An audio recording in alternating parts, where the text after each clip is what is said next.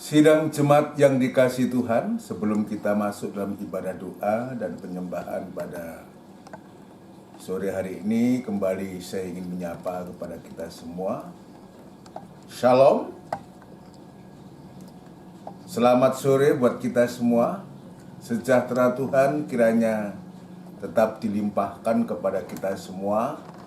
Mari saudara sekalian, kita akan menyiapkan diri, terutama hati kita, untuk kita beribadah kepada Tuhan, dan kita akan tundukkan kepala. Kita akan tundukkan kepala untuk kita berdoa. Bapa yang bertahta dalam kerajaan surga, di dalam nama Tuhan Yesus Kristus, Allah sesembahan dan pujaan hati kami satu-satunya, pada sore hari ini Tuhan, kembali kami datang kepadamu dengan membawa kehidupan yang serba banyak kekurangan dan kelemahan. Kami menyerahkan diri kepadamu Tuhan, ampunkan segala kekurangan kelemahan kami, sucikan hati kami supaya kami layak untuk bisa beribadah, memuji dan membesarkan namamu. Terlebih kami bisa mendengarkan sabdamu Tuhan. Terima kasih Bapa di surga, kami serahkan acara ibadah ini ke tangan Tuhan. Kami sangat merindukan mengundang hadirat-Mu hadir di tengah-tengah ibadah kami, menyertai, menolong, serta memberkati ibadah kami dari awal sampai pada selesainya. Pelayan-pelayan-Mu yang terkait dalam ibadah ini, Tuhan, kami menyerahkan diri, biar Tuhan menolong, memakai kami menjadi alat-Mu Tuhan. Terima kasih alat-alat yang digunakan ini Tuhan, Engkau jamah, dan segala pekerjaan setan dalam bentuk apapun juga yang coba mengganggu jalannya ibadah ini, Tuhan, kami sehati panggil nama-Mu yang penuh kuasa untuk mengusirkan segala pekerjaan setan itu di dalam nama Tuhan Yesus Kristus, darah Kristus yang berkuasa. Terima kasih Tuhan, terima kasih. Demikian pula kami berdoa untuk gereja-gereja-Mu yang lain yang bersamaan beribadah semacam di tempat ini. Dan kiranya Tuhan juga menolong, memberkati para hamba-hamba-Mu, memakai para hamba-hamba-Mu, terutama dalam pemberitaan firman-Mu, untuk membawa sidang jemaat-Mu masuk dalam kebangunan rohani yang besar, dalam rangka pembentukan tubuh-Mu yang akan segera disempurnakan. Terima kasih Tuhan, terima kasih, terima kasih. Di dalam nama Tuhan Yesus Kristus kami alaskan doa dan sembahyang kami. Haleluya. Amin. Puji Tuhan, saudaraku yang dikasihi Tuhan. Ya, mari segera kita masuk dalam ibadah doa pada sore malam hari ini. Dan kita nanti akan mendengarkan firman Allah. Dan kita akan melakukan pujian dari NR 225. Ajar kami Tuhan. NR 225. Haleluya.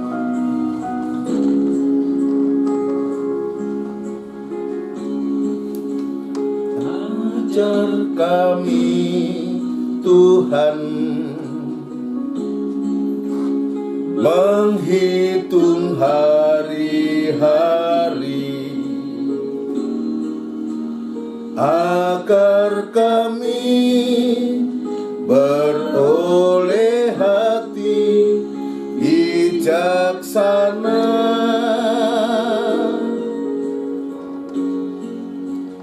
Ajar kami Tuhan hidup dalam jalan-Mu, agar semua rencana-Mu digenapi.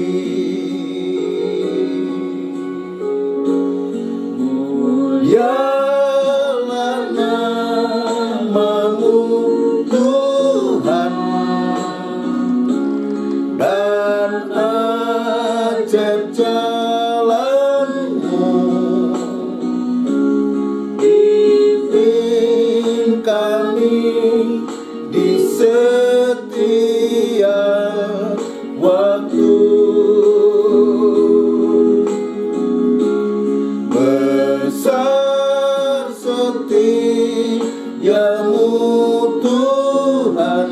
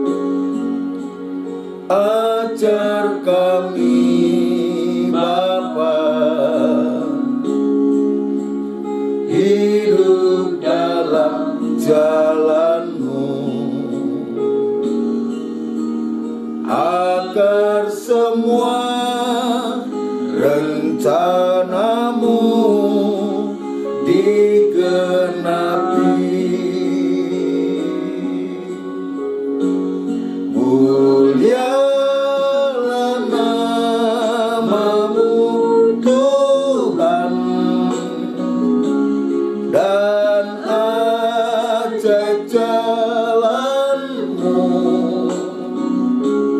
pimpin kami di setiap waktu. Besar setiamu Tuhan, agunglah karya-Mu. Yesus, kami bersyukur padamu. Haleluya.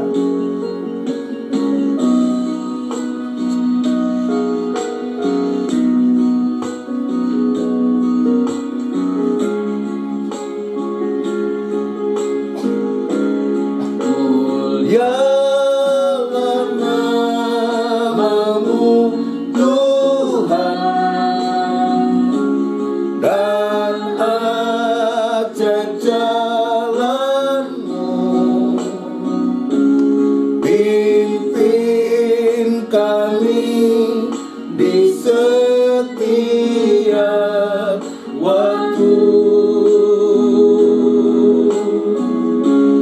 Besar setiamu Tuhan, agunglah karya-Mu. Yesus, kami bersyukur padamu. Yesus, kami bersyukur padamu. Yesus, kami bersyukur padamu. Haleluya. Haleluya, haleluya.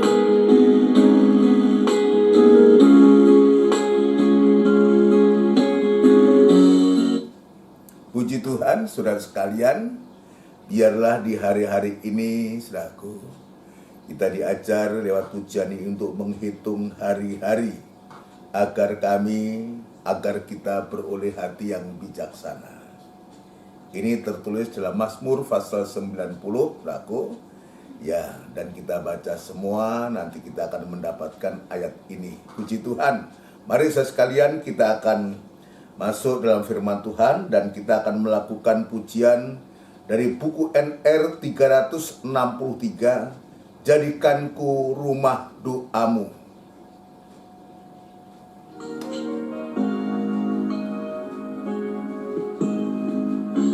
Haleluya. Bawa hidupku sekarang ke tempat kudus-Mu Tuhan, di mezbah-Mu ku serahkan seluruh hidupku.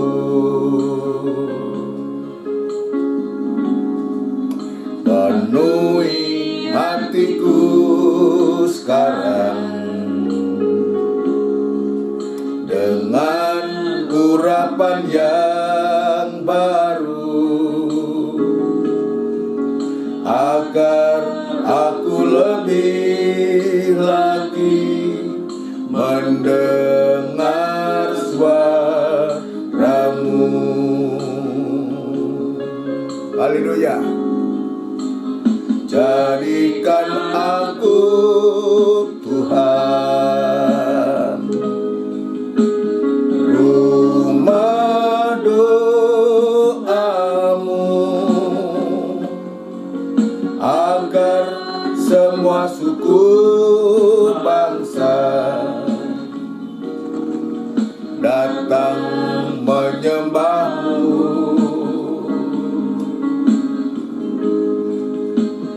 Jadikan aku Tuhan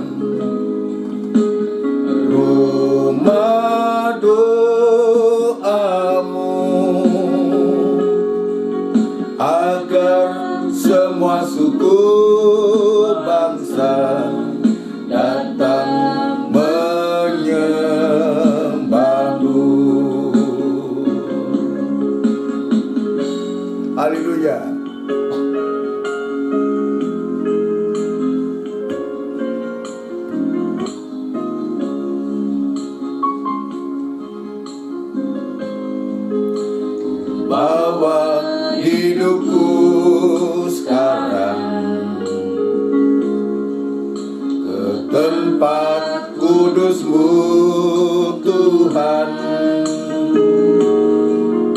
di mezbah-Mu ku serahkan seluruh hidupku.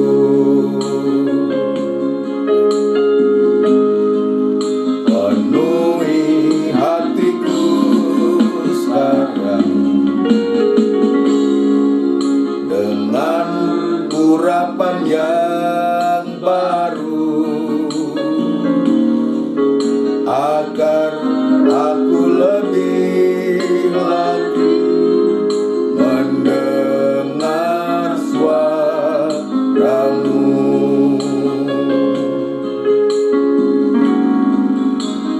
Jadikan aku Tuhan, haleluya,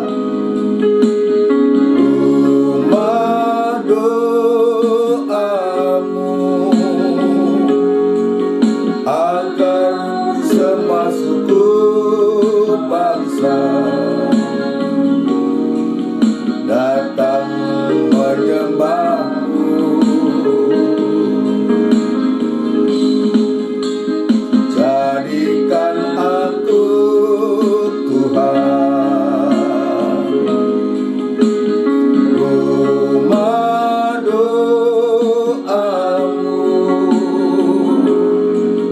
agar semua suku bangsa datang menyembah-Mu.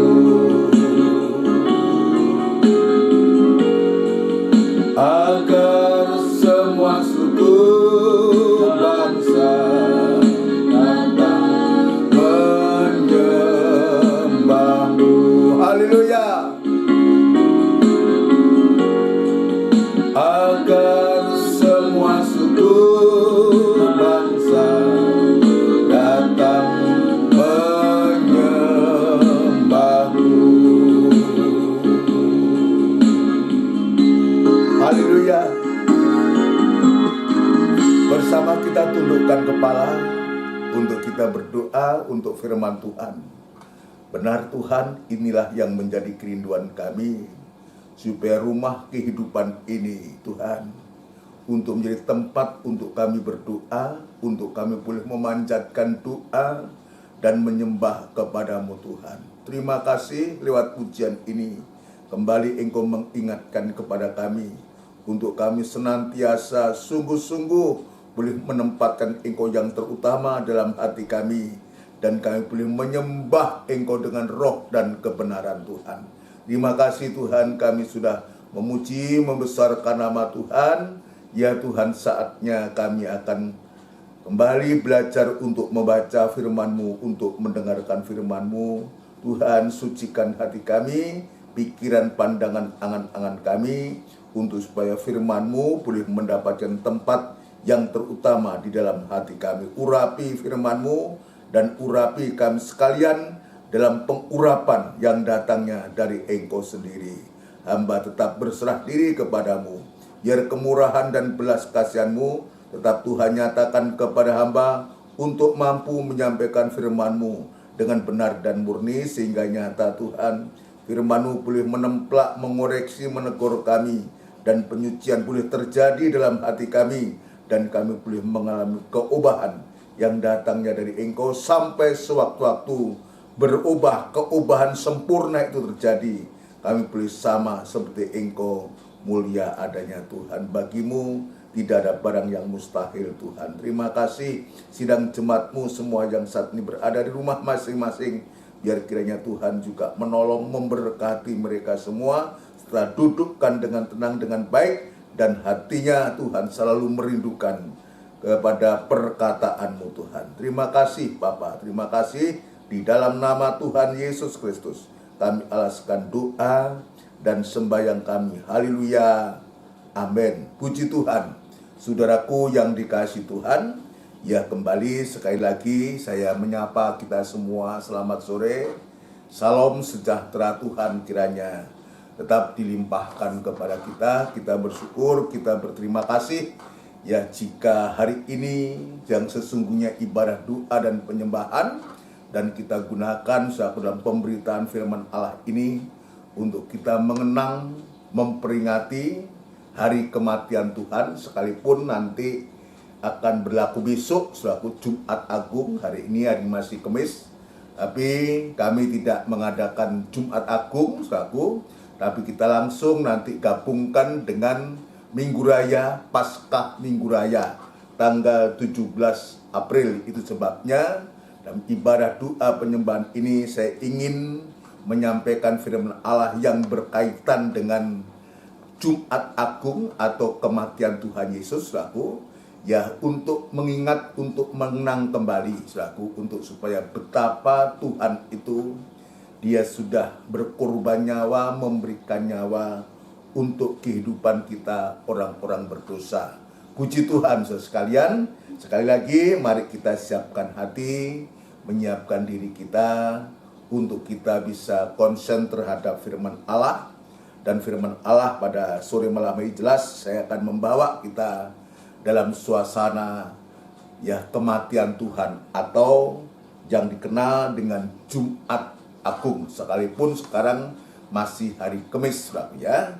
Dan seringkali selaku kita ya yang sudah terjadi ini, sudah terjadi yang selalu kita peringati setiap tahun selaku ada Jumat Agung, nanti dilanjutkan 3 hari kemudian kita memperingati kebangkitannya atau Paskah selaku kematiannya, itu hari Jumat Agung, dan hari Minggu itu kebangkitannya, dan itu biasa kita mengatakan ya Paskah, ya Paskah.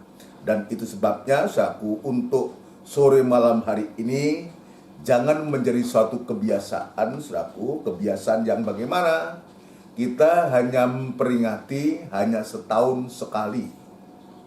Setahun sekali baru kita memperingati kematian Tuhan.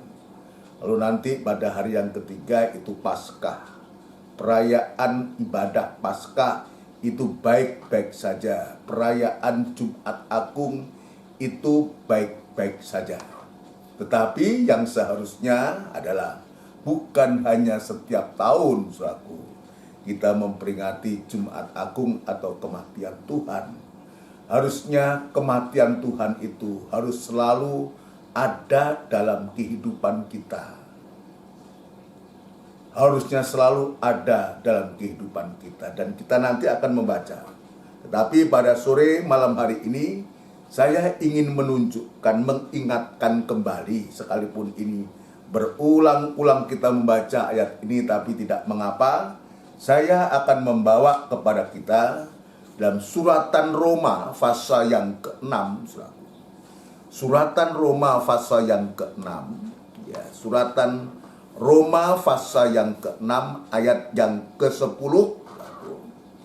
Ini ayat tidak asing buat kita. Sering kali kita membaca, tapi biarlah untuk kali ini kita sungguh-sungguh kita bersama-sama membaca ayat ini. Ayat yang ke-10. Sebab kematiannya adalah kematian terhadap dosa. Dari sini kita bisa melihat, jadi Jumat Agung itu kita memperingati hari kematiannya. Dan ayat mengatakan, Paulus dia menuliskan surat kepada jemaat Roma, sebab kematiannya atau orang-orang Roma adalah kematian terhadap dosa. Ini bukan berarti dia yang berbuat dosa. Bukan, saudaraku. Jangan sampai kita salah paham dengan ayat ini. Kalau disebutkan kematiannya itu ya ada kematian terhadap dosa, bukan dia yang berbuat dosa. Artinya kematiannya itu untuk menebus dosa umat manusia. Dan kalau kita bisa melihat selaku ya dalam filmnya ada The Passion itu bagaimana ya dia itu sebelum dia tergantung di kayu salib, prosesnya begitu hebat. Ya dia betul-betul disiksa, sangat menderita saku. Dan itu dia lakukan saku. Ya kalau dalam film itu masih bisa dilihat. wajahnya masih dilihat, wujudnya masih dilihat, bisa dilihat, ya. Ya, tetapi dalam Yesaya pasal 52, saudaraku, ini luar biasa, atau lebih baik, saudaraku, untuk kita kembali melihat bagaimana Tuhan Yesus itu, ya, sebelum menuju salib itu, apa yang dia derita itu, saudaraku. Yesaya pasal 52, ayat yang ke-13 sampai dengan 14, dan nanti loncat pasal yang ke-53. Sesungguhnya hambaku akan berhasil. Ini Yesaya ini menuliskan hambaku akan berhasil. Untuk mencapai suatu keberhasilan ini, satu. Dan sejak awal kita diperlihatkan tidak segampang orang membalik tangan. Ini tidak bedanya, satu. Kalau kita ingin berhasil dalam pekerjaan pun, ya, berhasil dalam kehidupan nikah, rumah tangga, ibadah, pelayanan, ya, nanti kita akan lihat.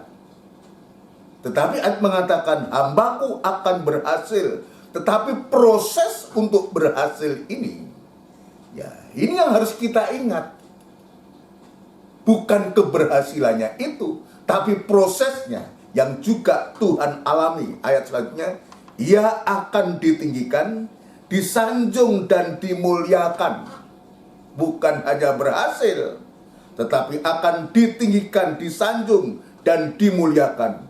Seperti banyak orang akan tertegun melihat dia. Begitu buruk rupanya, bukan seperti manusia lagi, dan tampaknya bukan seperti anak manusia lagi. Dan kalau kita bisa membayangkan bagaimana proses untuk berhasil ditinggikan, disanjung, dan dimuliakan ini, Yesus harus juga mengalami proses yang begitu rupa, ya, begitu buruk rupanya, karena derita, karena cambukan, pukulan, deraan yang harus dia alami. Bukan seperti manusia lagi, dan tampaknya bukan seperti anak manusia lagi. Kita nggak bisa membayangkan. Kalau Alkitab mengatakan tampaknya bukan seperti anak manusia lagi, lalu anak apa? Begitu buruk rupanya. Nah, itu sebabnya dalam suratan Roma tadi disebutkan, suatu sebab kematiannya adalah kematian terhadap dosa. Tapi bukan karena dia berbuat dosa. Dia melakukan ini, suatu. Kita akan lihat.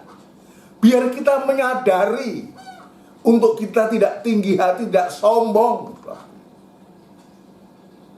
Jika kita sekarang seperti sekarang ini bukan karena gagah dan kuatnya kita, bukan karena hebatnya kita, tapi ada pribadi yang mau menjadi buruk rupa, yang bahkan bukan seperti manusia lagi, dan tampaknya bukan seperti anak manusia lagi.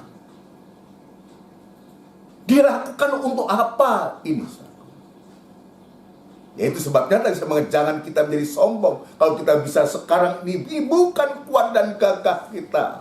Sekarang kita baca pasal 53. Pasal 53 ayat yang keempat.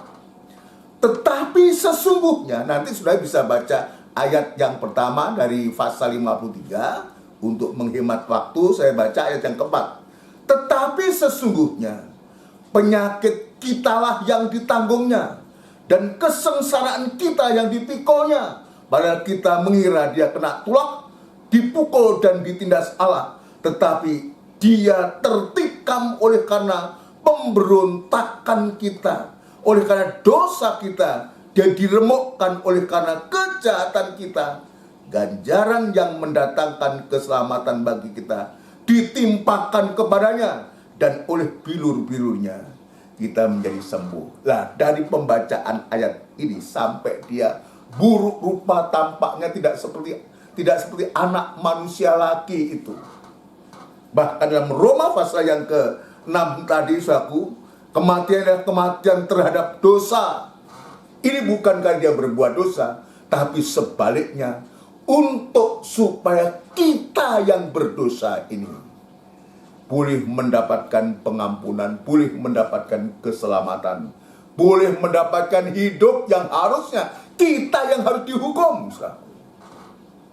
Ya, itu sebabnya itu sebabnya kita bersyukur kepada Tuhan. Patut kita bukan saja memperingati tiap tahun, hanya setiap tahun kita memperingati, tapi harusnya kita orang yang berhutang nyawa terhadap ini. Berhutang nyawa. Saya kembali kepada Roma pasal yang ke-6, ayat yang ke-10.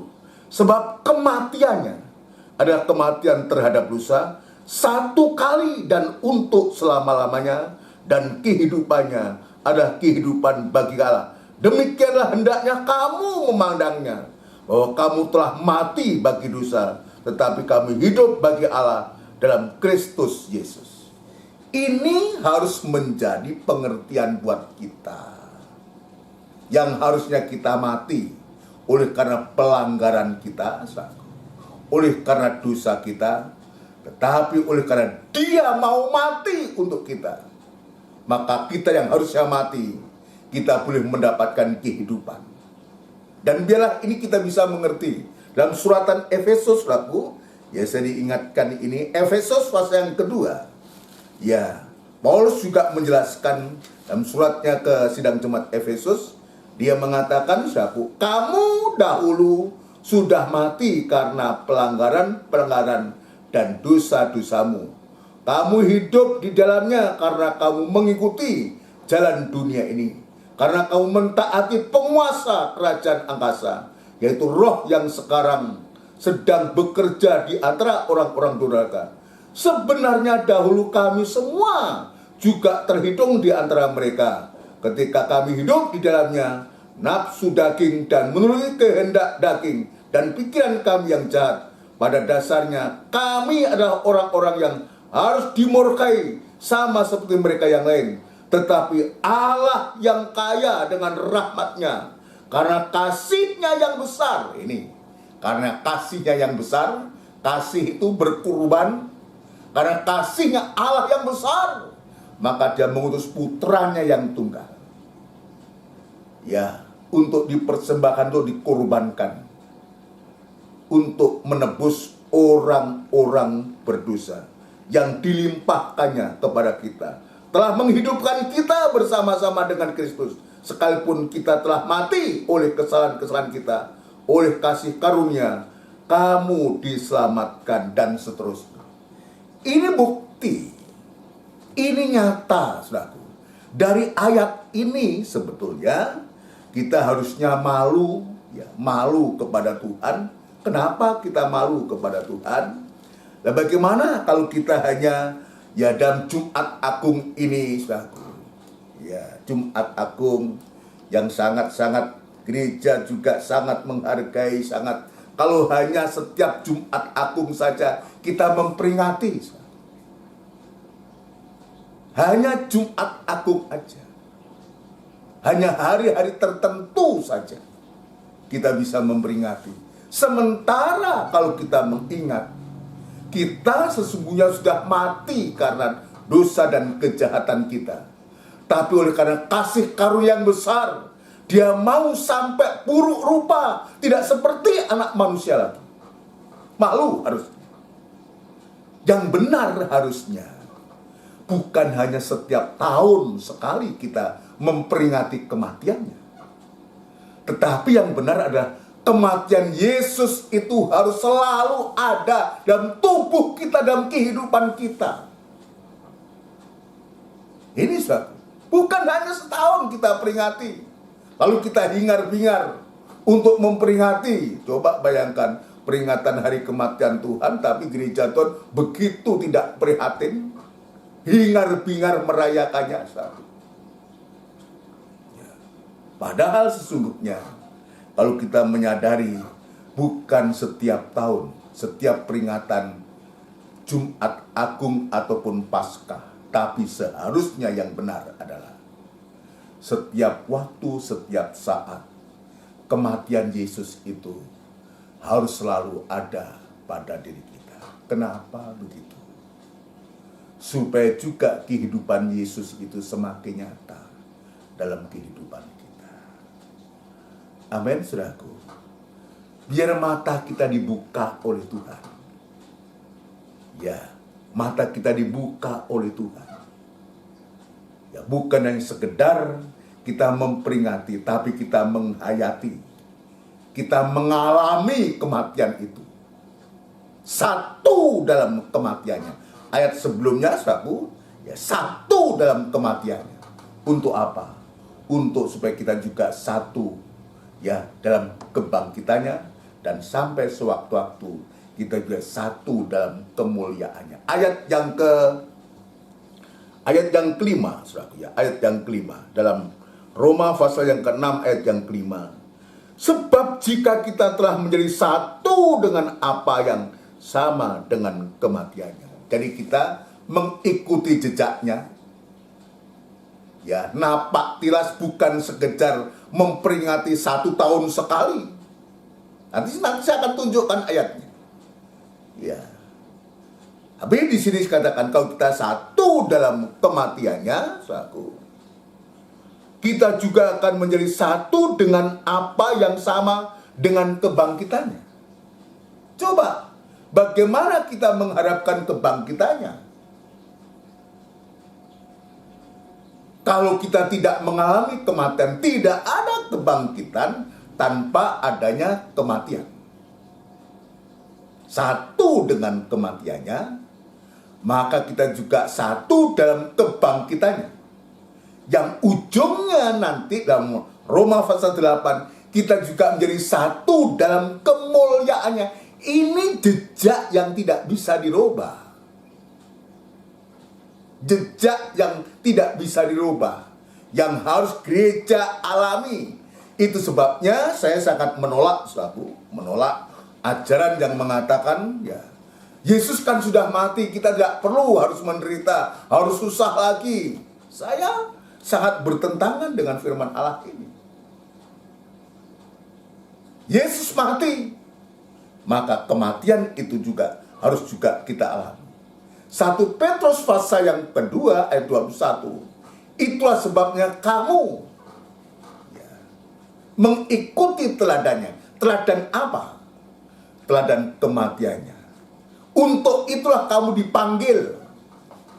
Untuk apa? Untuk kita satu dalam kematiannya. Untuk supaya kita juga menjadi satu dalam kebangkitannya. Jadi kita dipanggil jelas untuk kita mengikuti jejak dan teladan. Bukan hanya setiap tahun sekali. Bukan. Jadi ini juga menjadi koreksi buatku, buat kita semua. Kita diberikan pengertian yang mendalam dalam hal ini. Ya, dan kalau kita lihat bagaimana Yesaya menubuatkan bagaimana derita dari anak manusia itu, sampai kita tidak bisa melihat saking buruknya itu. Tampaknya tidak bisa dilihat, tidak seperti anak manusia lagi. Ini untuk apa? Untuk menyelamatkan, menebus kita. Ya, orang-orang yang berdosa, yang jibar-jibru berbuat dosa, seperti anjing dan babi. Kita ini anjing dan babi. Kehidupan yang rusak, kehidupan yang najis, kehidupan yang jahat. Tapi dia mau. Dia mau, saudara, untuk menolong kita. Bahkan kalau boleh saya katakan, saudara, dia mau memakai rupa. Rupanya itu yang disebutkan tidak seperti anak manusia lagi. Jadi seperti anjing dan babi, saudara. Untuk apa? Untuk menolong kehidupan kita. Untuk supaya kita beroleh hidup itu. Beroleh hidup. Itu sebabnya saya harus menegaskan di sini, ya, menegaskan sekali lagi, jangan hanya kita memperingati kematian Tuhan itu hanya setahun sekali, tetapi justru sebaliknya. Setiap hari, setiap waktu, setiap saat kematian Yesus itu harus ada dalam tubuh kita, menjadi pengalaman pribadi.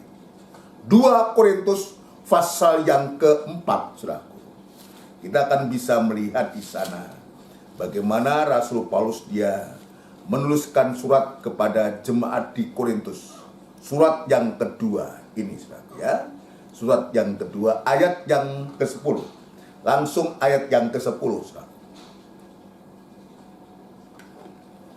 Langsung ayat yang ke-10. 2 Korintus pasal 4 ayat yang ke-10. Ayat yang ke-10. Kami senantiasa membawa kematian Yesus di dalam tubuh kami. Ini Paulus dia menulis surat. Kami tentu, Paulus mungkin dengan kawan-kawan sekerjanya. Ya, itu sebabnya dia menggunakan bahasa kami senantiasa. Kata senantiasa itu bukan setahun sekali. Bukan sebulan sekali. Bukan seminggu sekali. Senantiasa itu terus menerus. Setiap waktu, setiap saat. Ya. Saya ulangi, kami senantiasa membawa kematian Yesus di dalam tubuh kami. Artinya apa? Dalam diri Paulus ini ada tanda kematian Yesus. Ada tanda darah. Ya, ada tanda darah, ada kematian, tanda darah. Ya, untuk apa? Supaya kehidupan Yesus juga menjadi nyata di dalam tubuh kami. Ini tujuannya. Itu sebabnya ketika dia menghadapi suatu gocohan dari iblis, ketika Paulus ini dia diperlihatkan, dibawa naik ke surga tingkat yang ketiga, dalam 2 Korintus pasal yang ke-12 kalau tidak salah. Ya, ketika Paulus dibawa naik ya ke surga tingkat yang ketiga, saudaraku. Ya, ketika gocohan iblis itu lewat duri yang ditaruh dalam dagingnya itu, saudara, dia mengatakan apa? Di saat aku lemah, maka di situ aku kuat. Kenapa demikian? Karena kehidupan Yesus itu menjadi nyata di dalam tubuhnya, di dalam kehidupannya. Saya akan buktikan ya bagaimana pernyataan daripada Paulus ketika dia dibawa naik ke surga di tingkat yang ketiga. Nanti saudara bisa membaca ayat sebelumnya. Ya, ayat yang ke-7 saya akan bacakan. Dan supaya aku jangan meninggikan diri karena penyataan-penyataan yang luar biasa itu, maka aku diberi suatu duri di dalam dagingku, yaitu seorang utusan iblis untuk menggocoh aku, supaya aku jangan meninggikan diri. Karena pernyataan, karena pembukaan firman Allah itu, karena pernyataan surga yang ditunjukkan kepada dia. Ini mengingatkan kita, khususnya kami hamba-hamba Tuhan, gembala-gembala, ketika kita diberikan pernyataan Tuhan, pembukaan firman Allah, harusnya kita tidak meninggikan diri. Dan Paulus ketika dia diberikan pembukaan, diperlihatkan kerajaan surga, justru ada utusan iblis, seorang utusan iblis menggocoh aku supaya aku jangan meninggikan diri. Maka diberikan suatu duri. Ini derita ini. Duri yang namanya mungkin kecil, tidak nampak menancap di tubuh ini, tapi sangat terasa buat kita.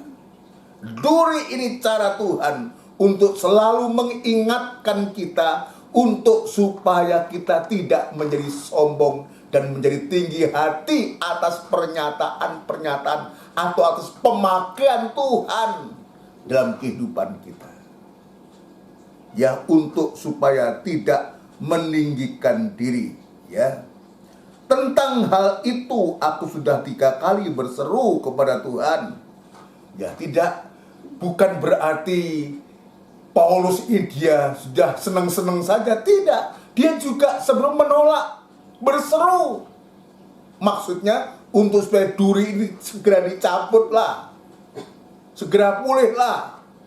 Ya, dia katakan tentang hal itu aku sudah 3 kali berseru kepada Tuhan supaya utusan iblis itu mundur daripadaku.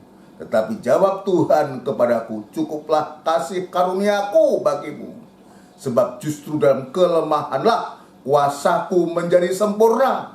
Ini kita lihat, tubuh lemah, tapi justru kuasa Allah itu menjadi sempurna. Ketika kita tidak berdaya, kita menyerah penuh kepada Tuhan. Sesungguhnya justru kuasa Tuhan itu dinyatakan untuk kita. Mungkin banyak yang kita alami dalam hal ini. Masing-masing kita punya kesaksian. Dan saya banyak mendengar kesaksian-kesaksian. Ketika kita berusaha, ya sulit rasanya untuk mendapatkan pertolongan. Tapi sebaliknya ketika kita berserah sepenuh kepada Tuhan, maka kekuatan Allah itu menjadi sempurna. Ya, cukuplah kasih karuniaku bagimu, sebab justru dalam kelemahanlah kuasaku menjadi sempurna. Sebab itu terlebih suka aku bermegah atas kelemahanku, supaya kuasa Kristus turun menangis aku. Karena itu aku senang dan rela di dalam kelemahan, di dalam siksaan, di dalam kesukaran, di dalam penganiayaan dan kesesakan oleh karena Kristus. Sebab jika aku lemah, maka aku kuat. Dari mana kekuatan itu? Datangnya dari Tuhan. Kekuatan yang sempurna itu datangnya dari Tuhan. Dalam Korintus tadi mengatakan, ya, senantiasa membawa kematian Yesus di dalam tubuh kami, supaya kehidupan Yesus juga menjadi nyata di dalam tubuh kami. Ini yang membuat Paulus itu kuat. Dan Paulus bisa mengerti, sehingga menjadi kehidupan yang tidak gampang putus asa, tidak gampang menyerah, sebab dia tahu ketika dia lemah, di situ dia kuat. Karena kuasa Kristus itu sempurna, kuasa Kristus itu menjadi nyata.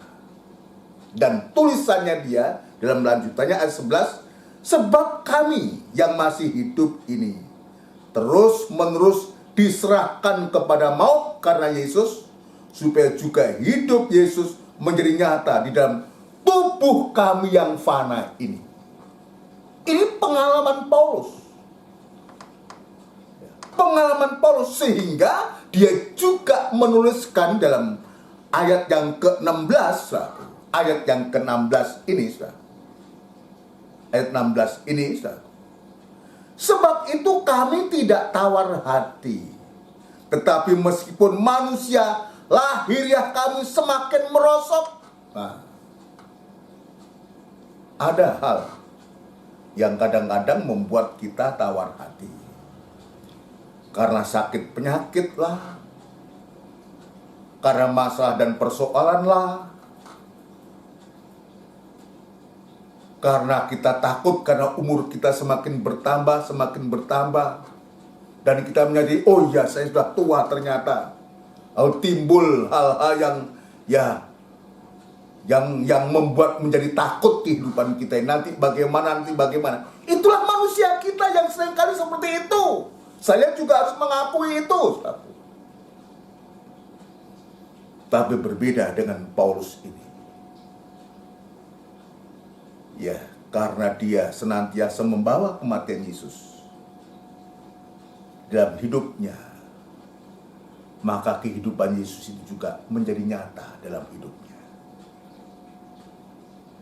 Maka ayat 16 saudaraku, 2 Korintus 4 ayat 16, sebab itu kami tidak tawar hati, tetapi meskipun manusia lahiriah kami semakin merosot. Yang tadi saya katakan bisa merosot karena sakit penyakit, karena banyak pikiran, karena apa, karena usia dan semua. Bisa saja itu terjadi.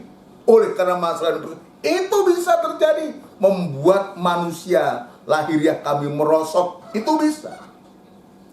Tapi pengalaman Rasul Paulus di sini, dia menunjukkan, namun manusia batiniah kami dibaharui dari sehari ke sehari. Tubuh jasmani itu bisa merosot, tapi jangan sampai rohaniah kita, batiniah kita itu menjadi merosot. Sebaliknya, tubuh jasmani bisa merosot, tapi biarlah manusia batiniah kita dibaharui dari hari ke hari. Kenapa? Kembali kepada, karena senantiasa kematian dan kehidupan Yesus itu ada dalam hidup kami. Ketika kemerosotan itu terjadi, kita tetap bisa berserah kepada Tuhan. Tadi Paulus mengatakan, 3 kali aku berseru untuk supaya utusan iblis itu undur daripadaku. Tapi Tuhan mengatakan apa? Cukuplah kasih karuniaku kepadamu. Justru dalam kelemahanlah maka kekuatan yang sempurna itu akan menjadi nyata akan kamu. Ini yang disampaikan oleh Paulus. Biarlah dalam kita mengenang, memperingati Jumat Agung ini, bukan saja kita memperingati, tapi secara pribadi kita masing-masing ini boleh mengalami hal semacam ini. Justru kematian Yesus senantiasa ada dalam tubuh kehidupan kita. Kalau ini terjadi, maka ayat yang baru kita baca, kita tidak akan pernah menjadi putus asa. Justru kita akan tetap berkobar-kobar, tetap bersemangat di dalam kita mengiring Yesus. Sampai sewaktu-waktu kita satu dalam kemuliaannya. Sebab kita sudah memulai dengan satu dengan kematiannya, satu dalam kebangkitannya, sampai sewaktu kita satu dalam kemuliaannya. Kita mengalami penciptaan baru, kembali seperti gambar dan teladan Allah sempurna adanya, untuk kita bisa menerima kemuliaan bersama Yesus di kota Yerusalem yang baru, kota yang kekal untuk selama-lamanya. Nah sekarang kepada kita saudaraku, bagaimana? Ya, saya belum selesai tadi membacakan 2 Korintus pasal 4 ayat yang ke-16 mulai. Kenapa itu terjadi? Justru manusia batiniah itu dibaharui dari sehari ke sehari. Jelas tadi jawabannya.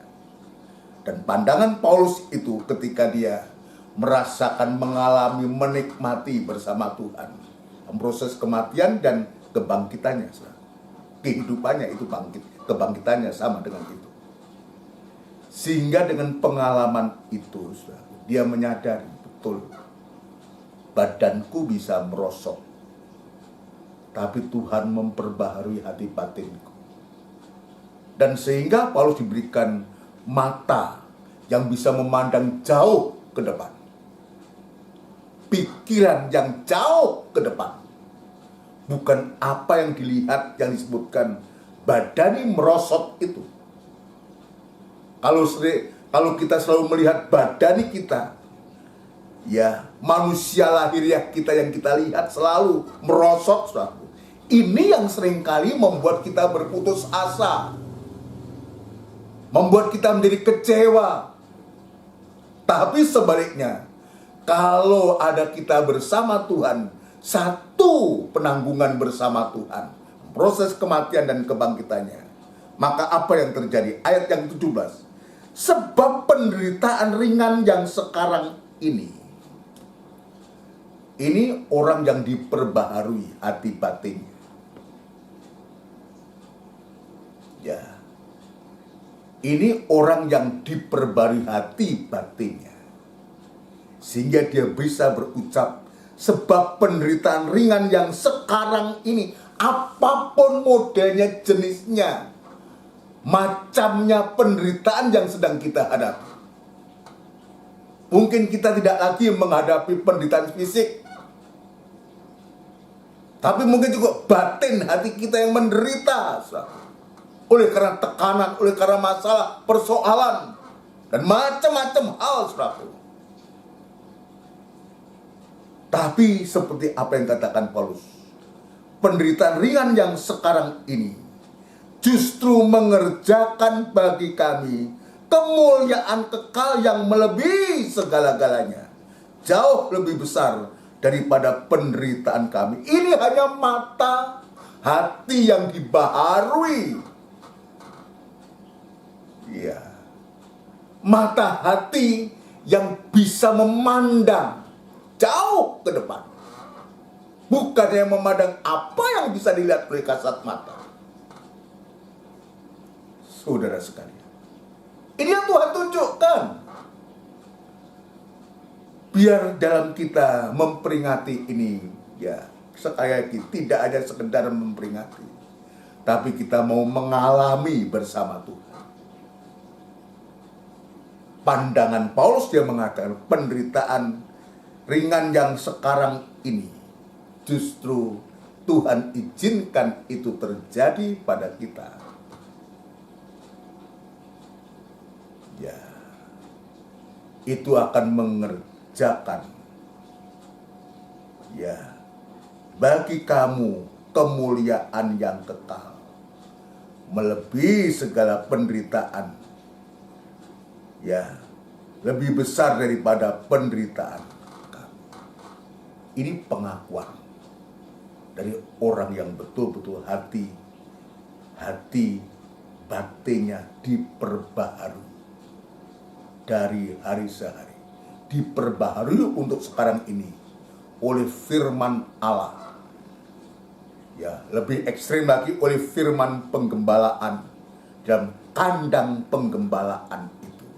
Dari hari 3 macam ibadah itu yang Tuhan sediakan kepada kita ini, itu yang akan membaharui dari hari ke hari, sehingga kita tidak gampang menjadi kehidupan yang berputus asa, tidak gampang untuk menyerah. Seringkali kita mengatakan, sudah nggak kuat om. Beberapa kali saya mendengarkan, ya saya mendengar, bukan mendengar, ini jeritan hati seseorang, karena begitu masalah itu dia hadapi, dia alami. Dia telepon kepada saya, nggak kuat om rasanya saya menghadapi masalah ini, begini. Saya tidak bisa berkata apa-apa. Saya harus kembali kepada firman Tuhan. Saya hanya bisa menjalani, nikmati bersama Tuhan. Satu. Kedua, jangan pernah kita menjadi jalan keluar di luar sana, di dunia sana. Nikmati, jalani. Ya, sekaligus dengan pengalaman itu, kesempatan untuk kita bisa mengoreksi diri. Kalau ternyata ada kurang dan salah, kita segera kembali kepada Tuhan, bertobat. Kembali kepada Tuhan. Berubah. Tinggalkan dosa dan kejahatan itu.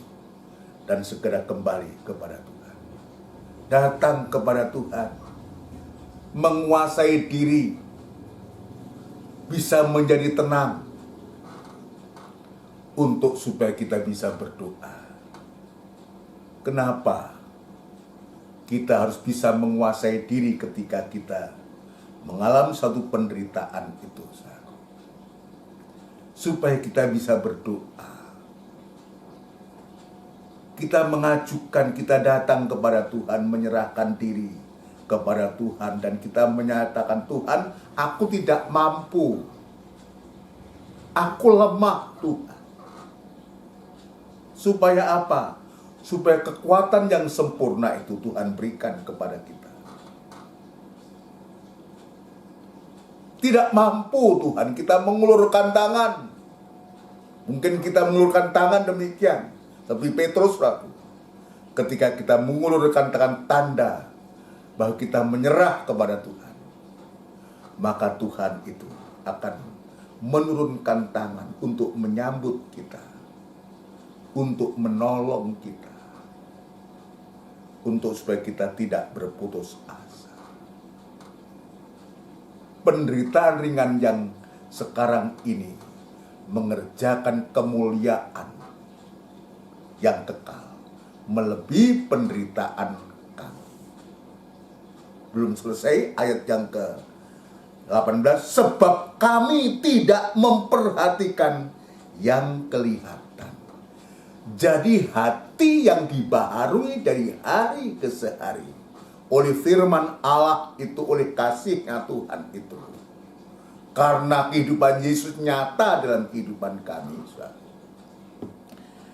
ya, maka kita diberikan kemampuan untuk bisa menyatakan kami tidak memperhatikan apa yang kelihatan. Kenapa? Yang kelihatan itu nampaknya bagus, indah,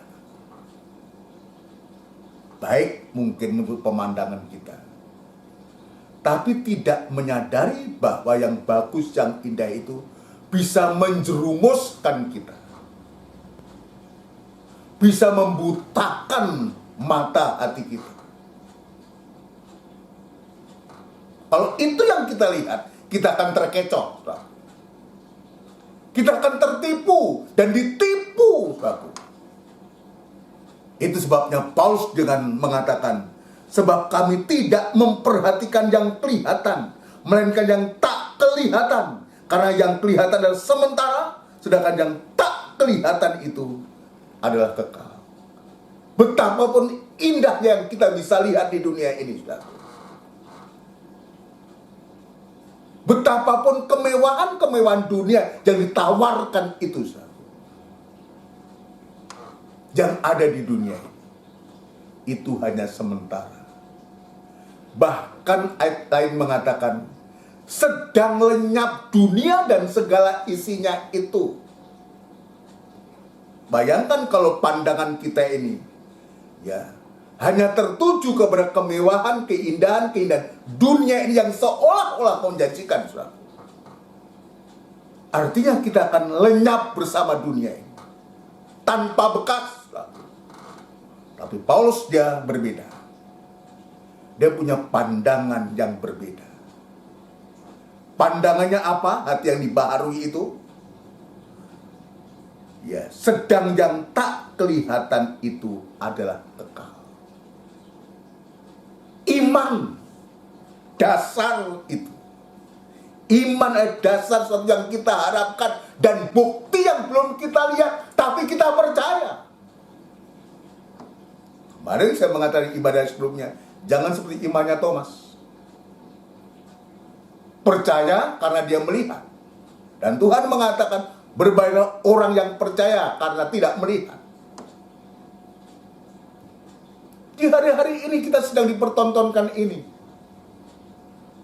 Kita tidak beriman, kita tidak yakin, kita tidak berserah. Karena apa? Karena kita tidak mengalami pembaharuan dari hari ke hari. Bagaimana proses pembaharuan ini terjadi? Pembaharuan itu dari hari ke hari boleh terjadi. Itu hanya ada di dalam ibadah-ibadah. Setiap ibadah yang Tuhan sediakan. Dalam gereja kita ada 3 macam ibadah. Ada ibadah raya Pelita Mas. Ada meja roti. Ini pengajaran firman dan disertai dengan perjamuan suci, pendalaman Alkitab. Dan alat yang terakhir ini misbah dupa emas. Ini ibadah doa dan penyembahan. Dan 3 macam ibadah ini, ya, dia akan senantiasa membaharui dari hari ke hari untuk kehidupan kita. Kemarin dalam ibadah PA, saya mengatakan tertanam di tepi aliran.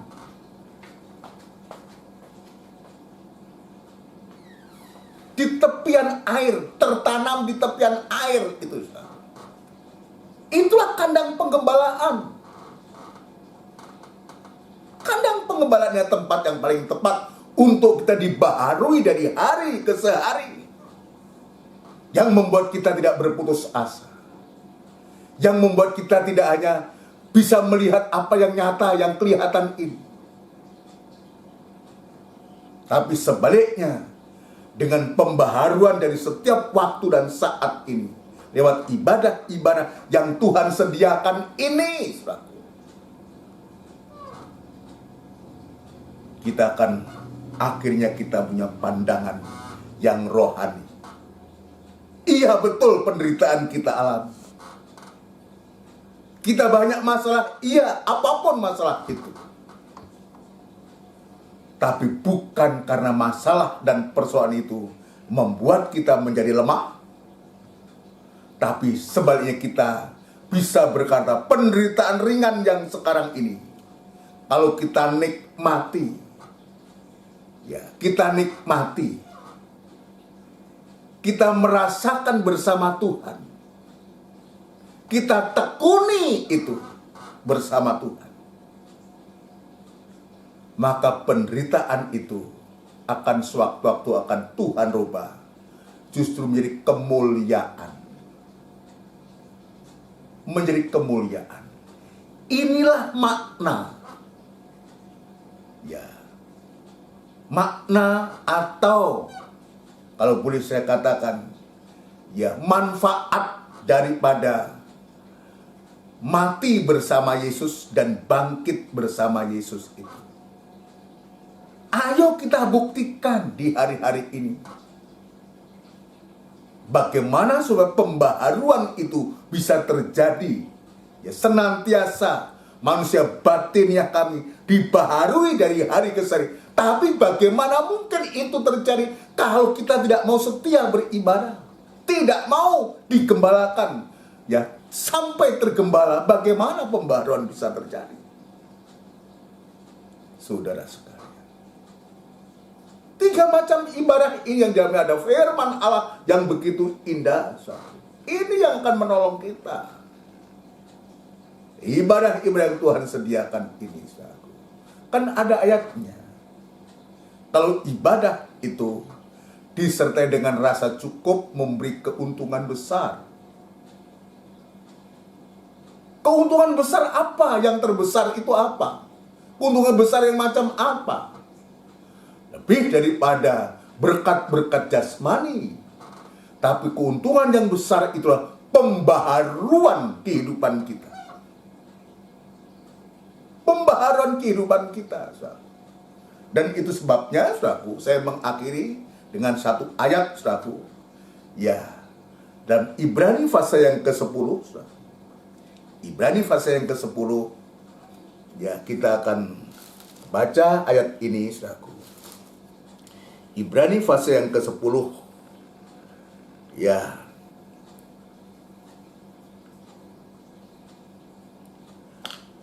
saya lebih baik baca mulai ayat 22, saudaraku. Ayat 22. Ini sarana untuk kita boleh mengalami pembaharuan dari hari ke hari ini lewat ibadah, lewat kandang penggembalaan, lewat digembalakan, saudaraku, ya. Maka melalui Bapak Gembala yang Tuhan percayakan ini, ya, sungguh-sungguh akan membuat kita, firman yang disampaikan itu akan betul-betul memperbaharui kehidupan kita. Bukan gembalanya yang memperbaharui, tapi firman Allah yang disampaikan oleh gembala dalam kandang penggembalaan itu.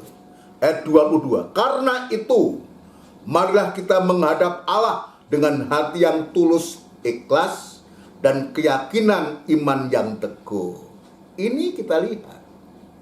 Kembali kepada Allah, menghadap Allah dengan hati yang tulus, ikhlas, dan keyakinan iman yang teguh. Oleh karena hati kita telah dibersihkan dari hati nurani yang jahat, dan tubuh kita telah dibasuh dengan air yang murni. Ya, puji Tuhan. Marilah kita teguh berpegang pada pengakuan tentang pengharapan kita, sebab Ia yang menjadikannya setia. Dari mana kita bisa melihat kesetiaan Dia yang berjanji ini? Seperti yang sedang kita peringati ini, Dia sampai mati tergantung di kayu salib.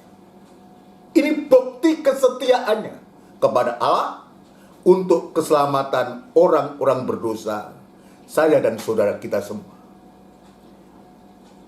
Ya.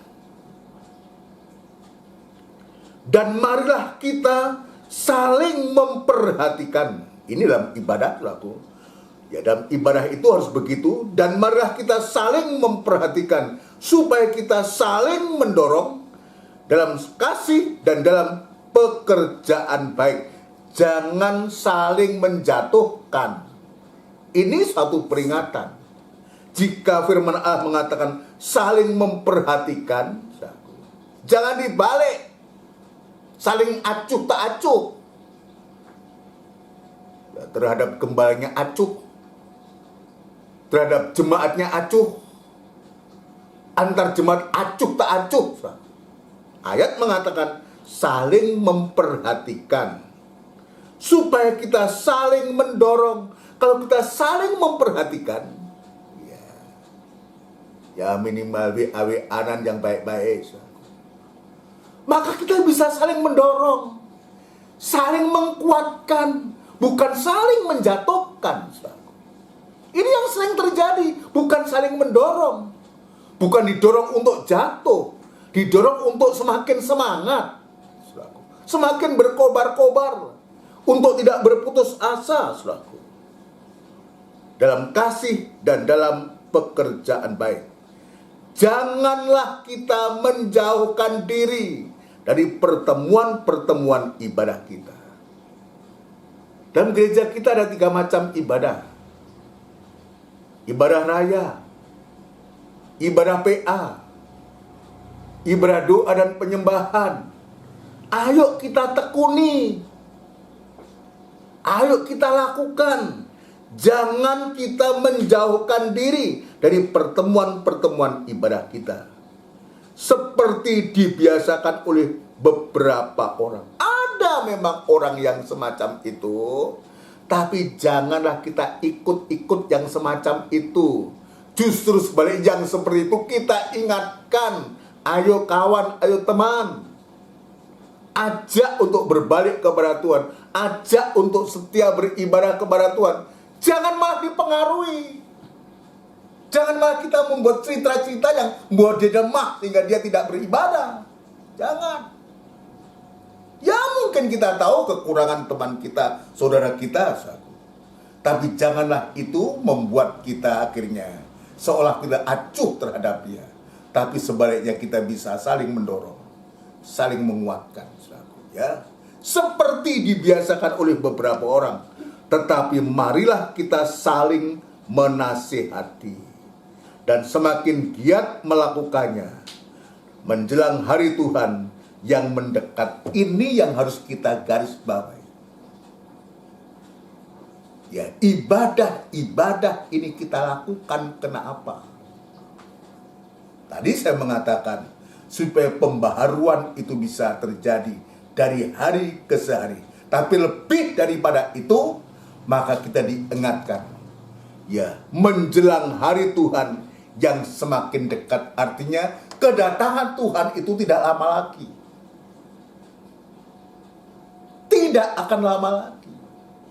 Kalau itu kita tidak bersemangat, tidak sungguh-sungguh, ya, apalagi datang kalau pas hari Natal, ya ini, ya Kristen Natal ini. Datang kalau Paskah aja, karena dia ingat Yesus sudah mati, tapi dia tidak ada pengalaman bersama Tuhan. Hanya sekedar datang pas hari Jumat Agung atau Paskah, tapi dia tidak ada pengalaman bagaimana mati bersama Kristus, supaya kehidupan Yesus itu semakin nyata. Tidak ada. Tidak ada pengalaman itu. Tapi ingin mulia. Mulia dari mana? Biar ini menjadi koreksi buatku. Menjadi koreksi buat kita semua. Puji Tuhan, saudaraku, ya. Biar ini sungguh-sungguh. Kita ingat, hari Tuhan semakin mendekat. Dan biarlah kita semakin giat untuk melakukannya. Menjelang kedatangan Tuhan yang kedua kali. Amin, saudaraku. Satu dalam kematiannya. Satu dalam kebangkitannya.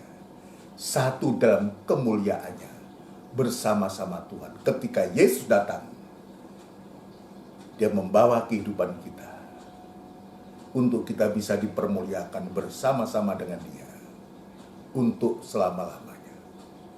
Penderitaan yang ringan sekarang ini tidak sebanding dengan kemuliaan yang kekal yang Tuhan sediakan kepada kita. Amin, saudaraku. Puji Tuhan. Mari kita akan mengakhiri ibadah kita, saudaraku, dengan kita melakukan satu pujian dari buku NR nomor 346, Allah Roh Kudus. NR 346.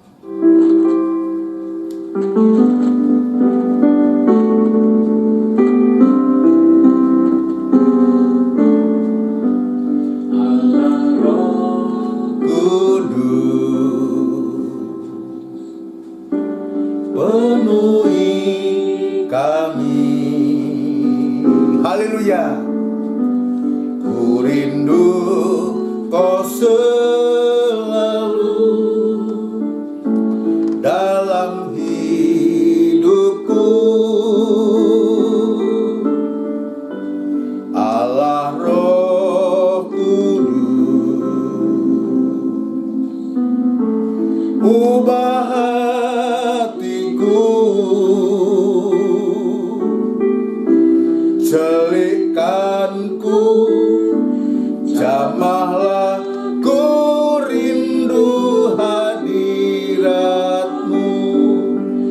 Ku sembah kudus,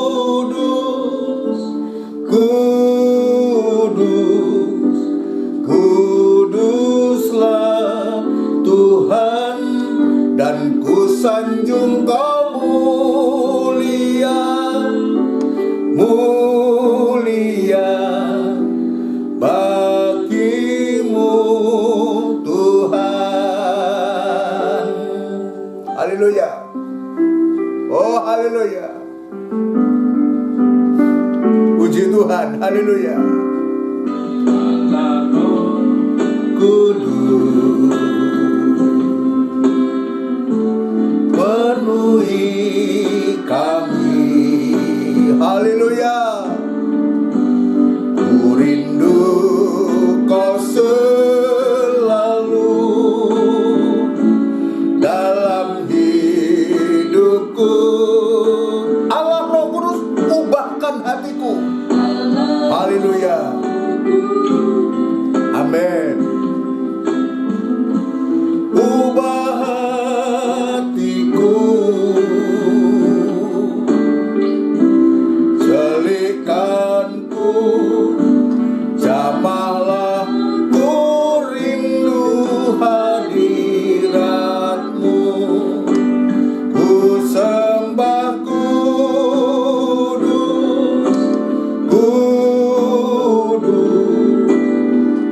kuduslah Tuhan, dan ku sanjung Kau mulia, mulia mulia bagimu Tuhan, ku sembah kudus, kudus, kuduslah Tuhan, dan ku sanjung Kau mulia, mulia bagimu Tuhan, bagimu Tuhan, bagimu Tuhan.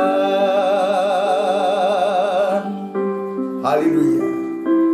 Hanya Engkaulah Tuhan, satu-satunya Tuhan yang sudah melepaskan, menyelamatkan kehidupan kami semua. Dan itu sebabnya Tuhan, Engkau sudah mati bagi kami. Biarlah di hari-hari ini, khususnya dalam peringatan Jumat Agung hari kematian-Mu itu, bukan saja kami peringati setiap tahun sekali, biarlah kematian-Mu itu Tuhan senantiasa ada dalam tubuh kami, supaya kehidupan Engkau, kehidupan-Mu menjadi nyata dalam kehidupan kami. Kami sangat diberkati oleh Tuhan, sangat diberkati lewat pemberitaan firman-Mu ini Tuhan. Ya, firman Allah ini yang sudah kami dengar tersimpan di dalam hati kami dan menjadi iman sehingga kami praktekkan dalam kehidupan kami sehari-hari. Terima kasih Tuhan untuk lawatan-Mu, Tuhan Yesus, untuk lawatan-Mu.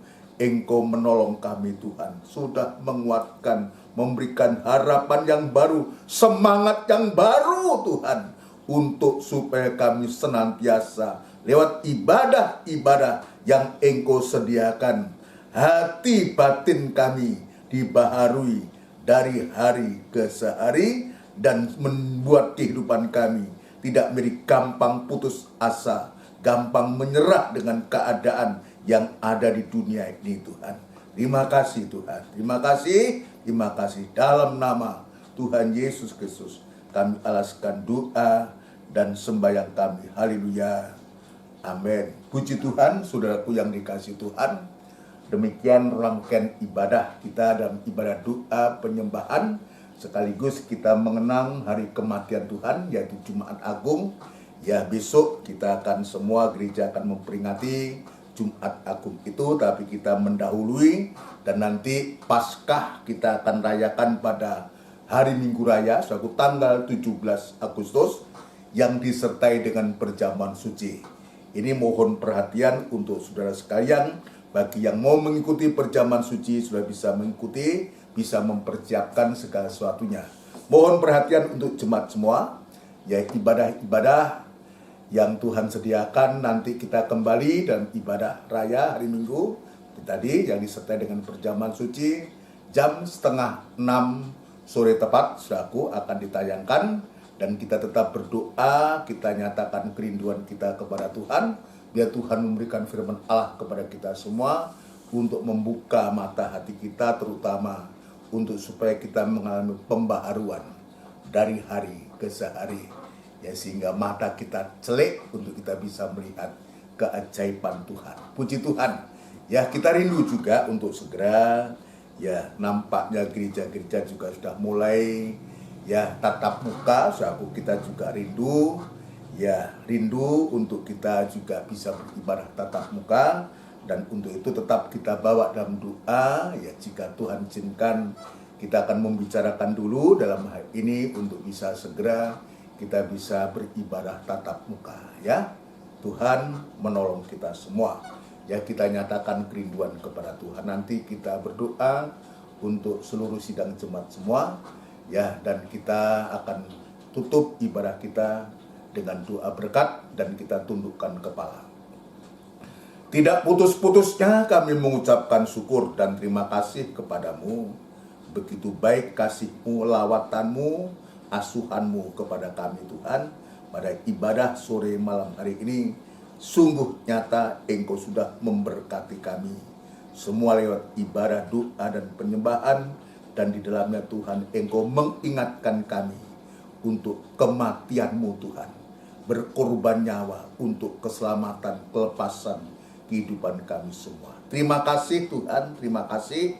Terima kasih kami berdoa Tuhan untuk ibadah-ibadah yang sudah Engkau sediakan. Biarlah Tuhan kami belajar untuk menekuni, untuk kami setia menjelang hari kedatangan-Mu yang kedua kali. Biarlah Tuhan Engkau juga memberikan kerinduan kepada seluruh sidang jemaat-Mu, terutama hamba-Mu, untuk senantiasa rindu akan Engkau Tuhan. Rindu untuk bertemu dengan Engkau lewat ibadah-ibadah yang Engkau sediakan. Engkau membuka jalan untuk kami juga rindu bisa beribadah segera untuk tatap muka dalam ibadah Tuhan. Terima kasih.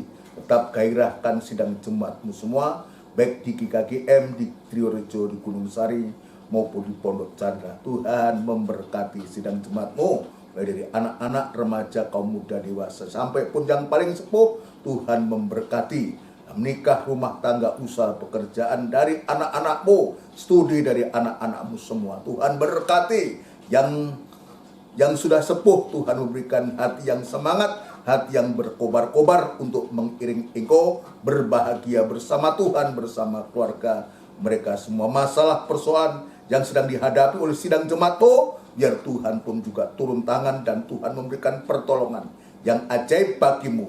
Tidak ada barang yang mustahil Tuhan. Terima kasih segala pekerjaan setan dalam bentuk apapun juga yang coba mengganggu kesehatan kami, mengganggu apapun juga kegiatan kami, ibadah kami, pelayan kami terutama. Kami serahkan ke tangan-Mu dan kami panggil nama-Mu yang penuh kuasa untuk mengusirkan segala pekerjaan setan itu di dalam nama Tuhan Yesus Kristus, darah Kristus yang berkuasa. Terima kasih Tuhan. Terima kasih, terima kasih. Terima kasih kami juga berdoa untuk bangsa dan negara kami, Republik Indonesia yang kami cintai ya Tuhan. Kami berdoa senantiasa kepada pemimpin-pemimpin kami, dari Bapak Presiden, Wakil Presiden, jajaran Menteri, pejabat tinggi negara di pusat sampai pun di daerah-daerah terpencil. Tuhan juga yang tolong TNI Polri dan boleh bahu-membahu untuk menanggung, untuk mengatasi apa yang sedang dihadapi oleh bangsa kami ini Tuhan. Terima kasih memberikan hikmat, marifat, kebijaksanaan surgawi untuk supaya keputusan-keputusan yang diambil oleh pemerintah Tuhan itu bermanfaat untuk seluruh bangsa dan negara kami ini Tuhan. Jauhkan dari perkelahian, pertengkaran apapun juga, kekacauan, dan berikan damai sejahtera-Mu ada tengah-tengah bangsa kami, sehingga juga umat ketebus-Mu boleh tetap luasa bisa beribadah kepada-Mu Tuhan. Terima kasih Tuhan. Terima kasih. Terima kasih Tuhan. Terima kasih ibadah-ibadah yang besok akan dilaksanakan di seluruh dunia untuk memperingati hari kematian-Mu, untuk memperingati hari Jumat Agung dan Paskah. Kami serahkan ke tangan-Mu. Engkau juga menolong para hamba-hamba-Mu, gereja-gereja-Mu semua Tuhan. Biarlah dengan kematian-Mu akan membangkitkan semangat untuk gereja-Mu Tuhan, untuk lebih memandang kepada Engkau. Terima kasih Tuhan, terima kasih Tuhan Yesus, terima kasih. Sebentar kami akan berpisah, satu yang lain akan beristirahat malam. Kami menyerahkan diri kami ke tangan Tuhan. Terima kasih saudaraku yang kekasih. Biarlah rahmat anugerah cinta yang besar yang datangnya dari Allah Bapa, Sang Putra dan Roh Kudus yang sepenuhnya di dalam nama Tuhan Yesus Kristus. Haleluya, amin. Puji Tuhan. Selamat malam buat kita semua. Salam sehat. Ya, selamat ya merayakan ya Jumat Agung dan Paskah hari Minggu. Tuhan memberkati kita semua. Amin.